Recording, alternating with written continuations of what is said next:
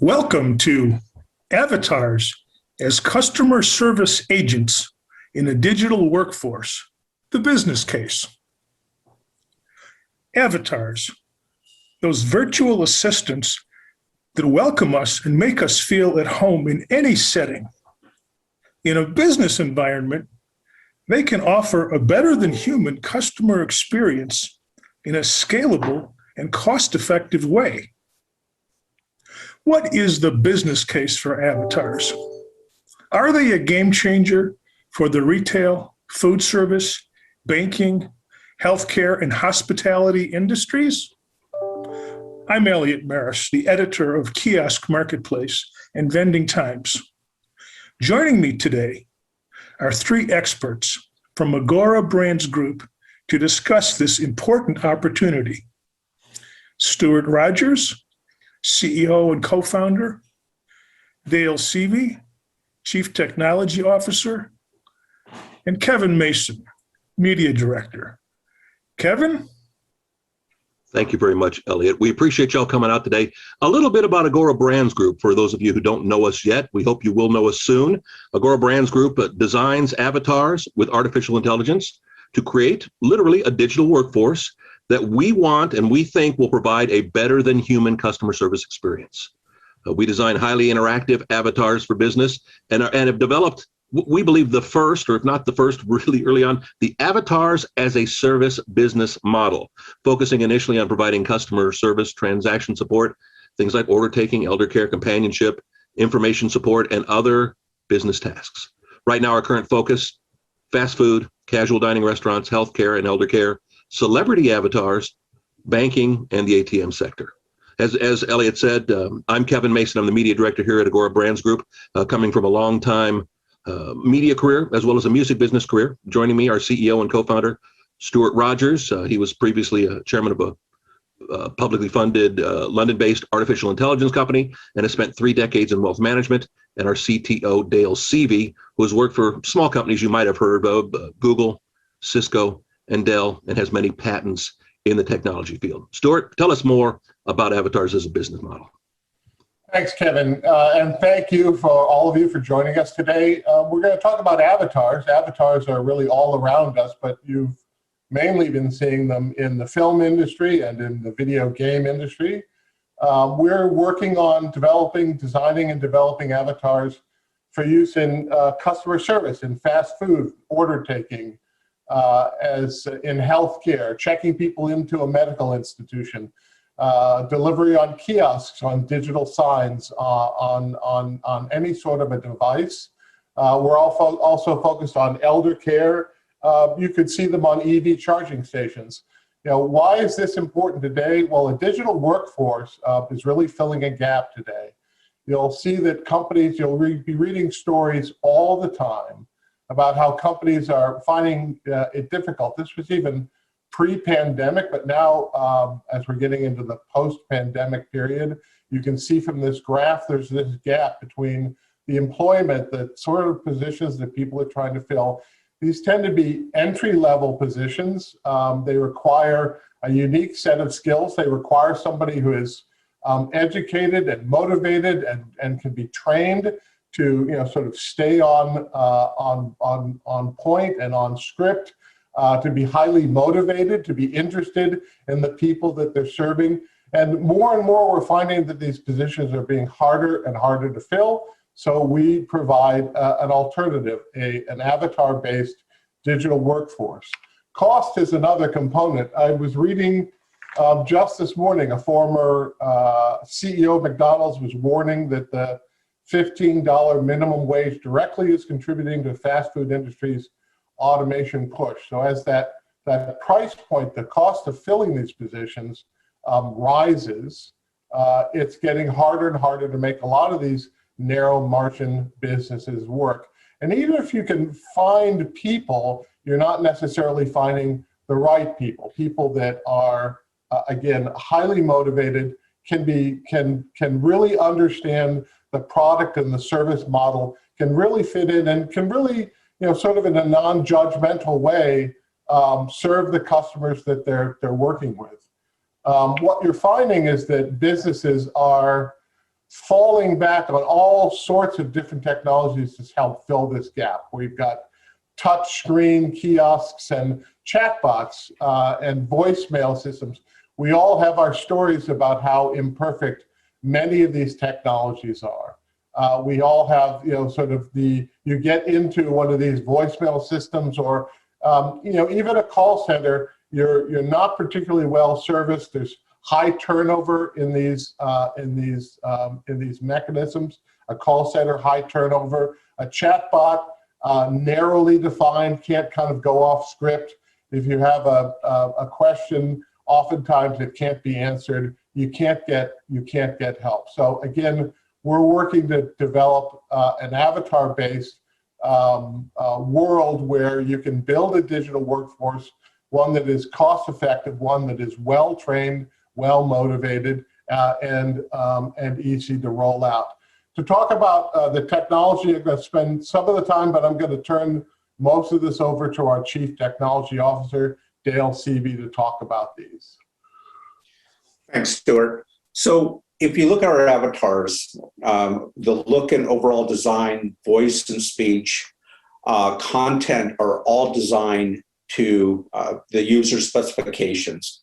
The architecture that we have accommodates direct access to third-party technologies. It's an open technology with open RESTful APIs. I have a little demo from Eric, which is our chief designer, and let Eric take it away.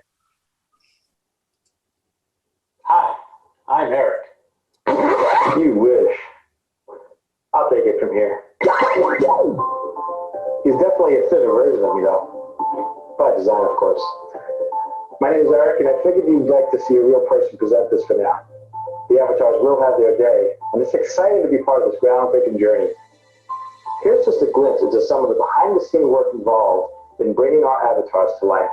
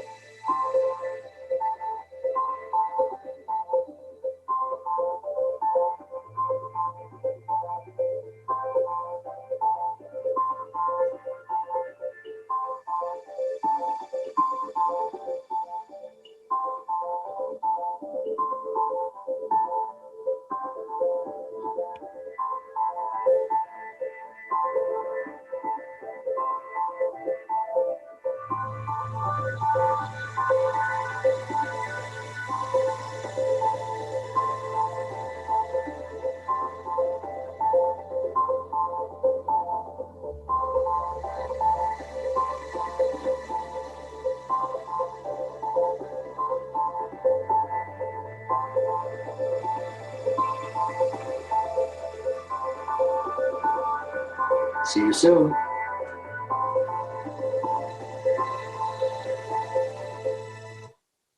Hi. So the avatars that we do, they're a subscription based. You'll see pointers here. We're platform agnostic. We can run on basically any device. We're operating service agnostic, and we also are cloud agnostic. We have a shared brain, distributed brain that runs in the cloud. What one avatar knows, all know. And we like to think that they act locally, but they have knowledge of global. So as they're deployed, they can work individually, but what one knows and one experiences, all know. As I said, they can work on kiosks, smartphones, personal computers, smart vending machines. We don't care. All of this is platform independent, and it's networked. So it shares the information, and it's in the cloud, and it builds the data set for further AI functions that we're going to be doing. The interesting thing about the flexibility of this is that what we're finding is a lot of businesses, take fast food as one example, the last year of the pandemic and has been really has altered their thinking in terms of how they interact with their customers, how they deliver to their customers. And it's now not just one device. So there may be an interactive kiosk in the store itself, or it could be what is powering the drive-in. But there's also the smartphone, and having our technology be able to work across all of these different devices, from digital signs to PCs and laptops to tablets to smartphones, interactive kiosks, you name it. It gives a company the ability to enhance their interaction with their customers using the same the same mechanism, an avatar, but it's appearing in different technologies that the company may be using to take orders, to deliver their products, and to interact with their customers. So our avatars are designed and trained. We have a staff psychologist that very well-versed, 30 years, well-versed on customer interactions. And so the movements for a woman, clicking of the hair, normal gestures, those kinds of things are all incorporated into our avatars. We like to say that we're providing a better than human experience, but it's true. We know what to ask. We know how to ask it. Also, we, with your permission, will remember your preferences, remember your face, that kind of thing. So when a customer comes back in to a fast food restaurant, for example, it remembers that, it remembers the order. Now, like many early stage companies, technology companies, we have a board of advisors. We work with our board of advisors a little differently than many. I'm going to give you an example here with Dr. Emil Morendon when we talk about customer service. One of our distinctive aspects of how we design our avatars is that we look to deliver a better than human and customer service experience. And we do that by leveraging the talents of one of our board advisors. Our board advisors are not just a brain trust. We have one board advisor who's got a background as an NFL sports agent at the high end. And he is driving our whole working with celebrity avatars in sports, in the music business. You'll hear from Curtis Stevens later on in this conversation. We have a board advisor who has a long background in fintech, grew up at E-Trade. She's working with us to develop avatars to be used in healthcare institutions for elder care. It's an age tech, health tech, med tech kind of approach to developing avatars. It could be elder care companions in a retirement home. Dr. Morendon has a 20-plus year history of working with organizations, mainly in airlines and hotels, and developing concepts of what constitutes excellent customer service delivery.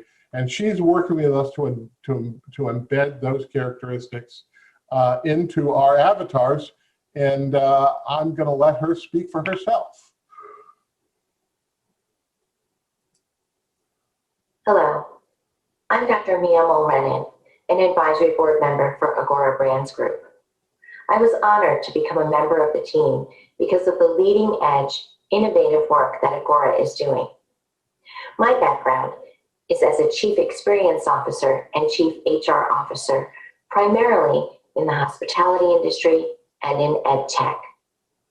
My training is in having a doctorate in applied business psychology, and my work with Agora Brands Group is in using psychology to help the development team transform and make as successful as possible the customer service interaction between avatars and humans.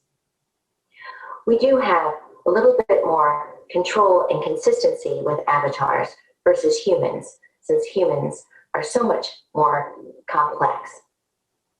I'll give you a behind-the-scenes look at some of the components that go into applying psychology with the avatar and human customer experience. Ratio makes a big difference. Things like body language, head tilt, blinking, sounds, voice, tone, and intonation, and things related to aesthetics, the skin tone, the colors, the clothing that the avatar is wearing. All of this points toward the high quality work that Agora Brands Group is doing. It's exciting to think of all of the potential and possibilities between avatars and humans, not only in the hospitality and service focused industries, but in all industries.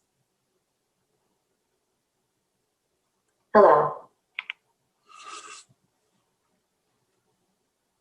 So the advantages, AI avatars with permission for facial recognition, they can recall and recognize repeat customers for better service, and optimization for selling opportunities, especially in banking and fast food.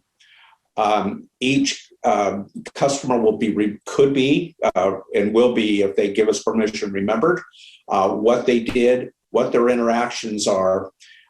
We can also recognize dialects. We can recognize nationalities. Out of the box, we'll be able to speak 25 different languages. But if it's a boomer versus a Gen Xer versus a Gen Zer, we can actually change the avatar, change the facial patterns, change the way they interact and the vernacular, so we can personalize service. And our avatars learn, and they have a very disciplined approach to help sales. Also, because of the data set that we create for the avatars, we also have a very large big data opportunity to be able to give our customers the ability to, for example, know what's selling for a certain time, what's not selling, what trends that we're seeing, trends that aren't, right now you don't have a lot of that information, or you get it, secondhand.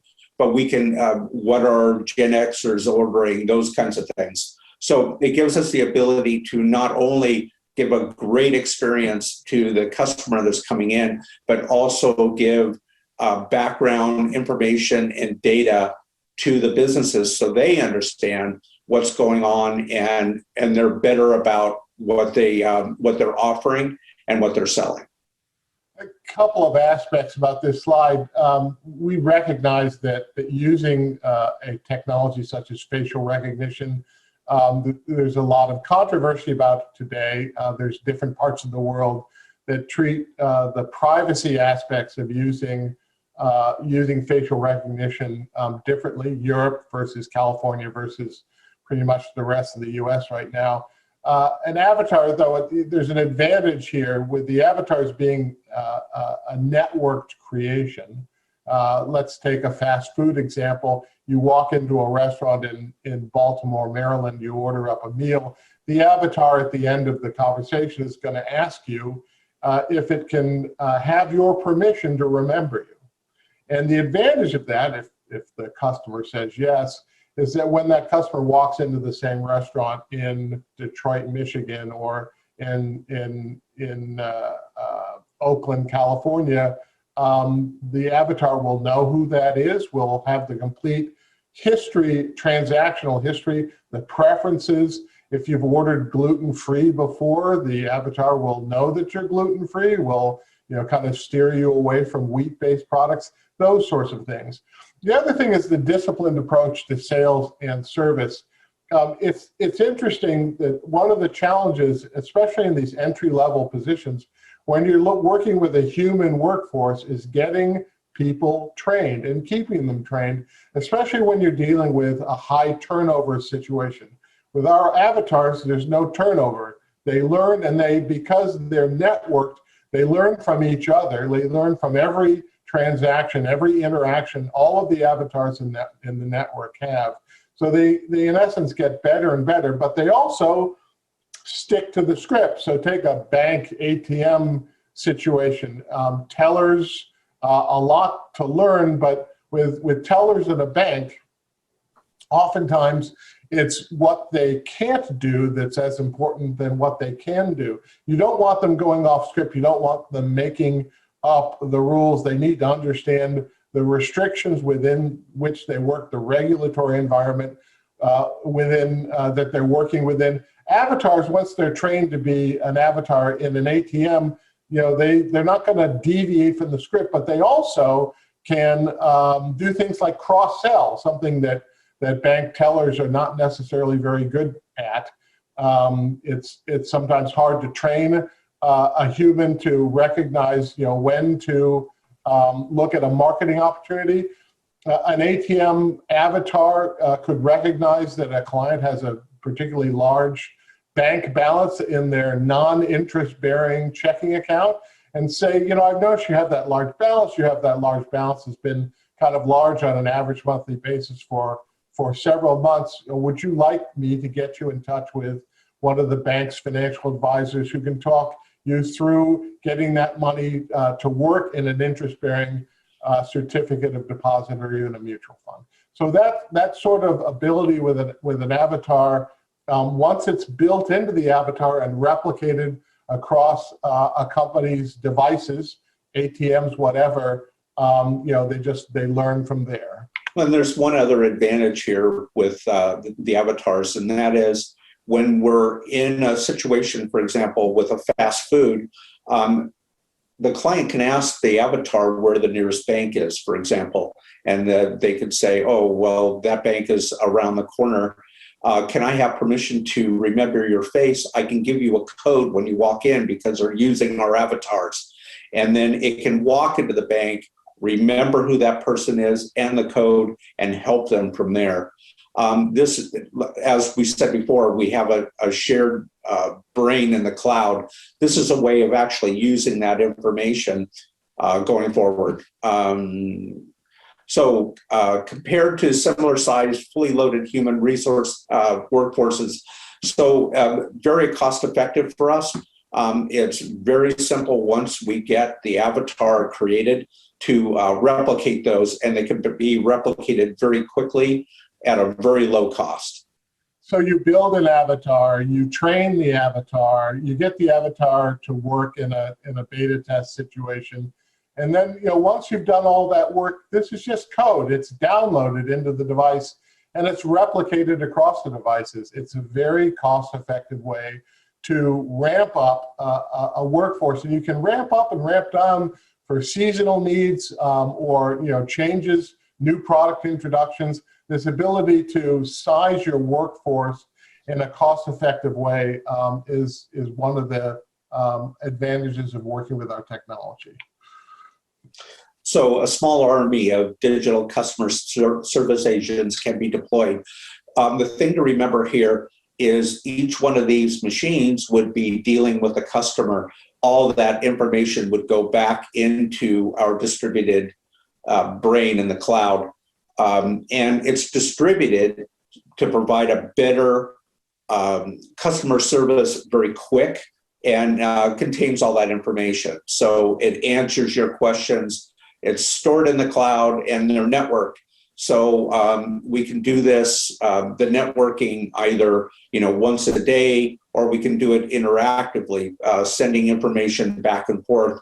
But because we're cloud agnostic, we can use any provider that's close and some IP that we have for caching information and predicting what kinds of questions would be asked at the kiosks. There's all sorts of advantages to working in this kind of network way, having this brain in the cloud. So the avatars learn from each other. The avatars can remember people across a vast network of devices. The avatars can interact with their clients and get to know their customers better because, in essence, they remember every transaction, every interaction that they've had. But it also benefits the company itself in terms of business intelligence. As Dale had said before, you take all that business analytical information and you can feed it back as business intelligence, as analytics, to the organization that is hosting the avatars. So what's selling, what's not selling? If there's a time of day or a temperature, a time of year, or for a new product introduction, what are customers saying? What do they like? What do they not like? This sort of information, again, is taking all of this stored up transactional information that's the basis of the interactions and the transactions that are had with the avatars, and then it's being used in a business analytical scenario to feed it back to the customer. I did pass over one slide that's also just a nice benefit in terms of the fact that the avatars can already communicate in 25 different languages. We're looking at expanding this, but again, in terms of a global rollout of avatars across a large network, where maybe you have somebody going into a restaurant in Toronto speaking English, an English menu will appear behind the avatar. The avatar will understand what is being said, will speak back in English. But if a French speaker comes into the same restaurant and begins to order a meal in French, a French menu will come up behind the avatar. The avatar will respond in French, will understand what is being said in French. So that sort of flexibility of having multiple languages already built into the architecture. Before we get to questions, I wanted to mention the fact, this is something I touched on at the beginning when I was talking about one of our board advisors, Curtis Stevens. Curtis' background is the NFL, is sports agency, is representing sports stars. But he's developing this into kind of a broader use of avatars that are based on celebrities. And the interesting thing about celebrities is that you can get, you can build up a different kind of connection with clients, with customers, with fans. And these don't necessarily need to be celebrities that are alive. Could be, but it could be past celebrities as well. There's a whole layer of work that we're doing that's focused on expanding our use of celebrities in our avatar designs. Celebrities as brand ambassadors, as representing a particularly marketing campaign or a particular product, or a connection with a particular celebrity's fans, just broadening their interaction with their customers in essence. And I'm going to let Curtis speak for himself before we go to the Q&A part of our discussions. I have a confession to make. We want to start a movement. We want the world's best companies and brands to have a love and loyalty relationship with our avatars. My name is Curtis Stevens. I am a board member with Agora Brands Group. As a seasoned executive in the consumer services, transportation, and sports and entertainment industries, I'm excited to be a part of this team. During a 20-year period, I served as managing director for a full-service sports practice that specialized in contract negotiation and venture management for National Football League clients. During that period, I negotiated over 200 contracts for National Football League clients.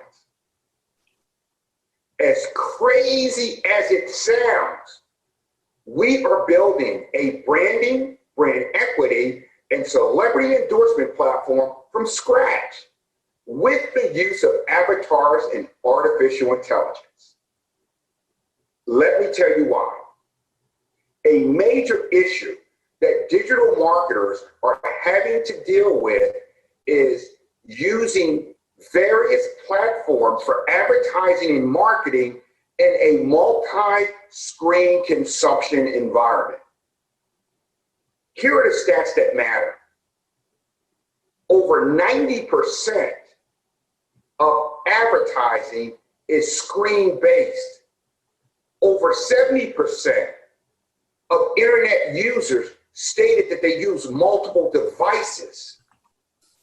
Over 84% of digital marketers stated that they must have a multi-screen strategy to be successful going forward.